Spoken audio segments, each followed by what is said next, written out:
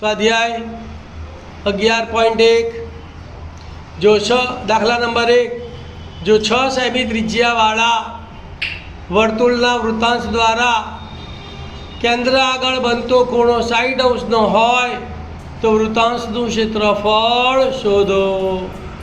ધ્યાન આપો ભાઈ, વૃત્તાંશ એટલે વર્તુળનો ભાગ। વૃત્તાંશ એટલે વર્તુળનો ભાગ। આપણે એક વર્તુળ દોરવાનો, એમાંથી એક આવો ભાગ દોરી કાઢવાનો। આ ત્રિજ્યા હોય, ત્રિજ્યા OB અને આ લઘુચાપ AB, એના વચ્ચેનો પ્રદેશ એટલે વૃત્તાંશ।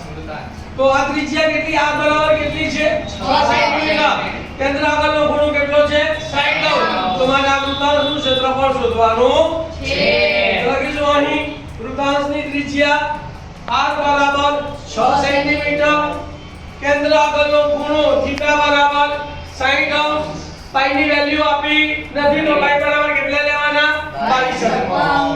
વૃત્તાંશના ક્ષેત્રફળનું સૂત્ર તમને મેં શીખવાડેલું, પાઈ r સ્ક્વેર ગુણ્યા થીટા અપોન 360। બોલો, વૃત્તાંશનું ક્ષેત્રફળ બરાબર પાઈ r સ્ક્વેર ગુણ્યા થીટા અપોન 360। ધ્યાન આપો, પાઈના પાઈ અને પાઈની જગ્યાએ લખવાના 22 ગુણ્યા r કેટલો છે? 6।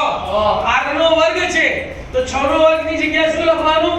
6 ગુણ્યા 6 અને ગુણ્યા થીટા એટલે 60 અને છેદમાં 360। જો શું ગઈ? શું ગઈ? 6 6 36 અને 6 6 ઉડી ગયા તો કેટલા વધ્યા? 22 ગુણ્યા 6 કેટલા વધ્યા? એટલે કે અંશમાં 22 ગુણ્યા 6 છેદમાં 7।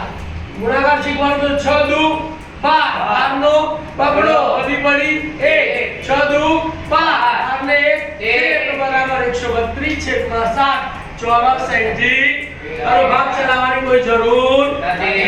જવાબ શું લખશો? બોલો, વૃત્તાંશનું ક્ષેત્રફળ 132 છેદમાં 7 ચોરસ સેન્ટીમીટર છે। ખ્યાલ આવી ગયો?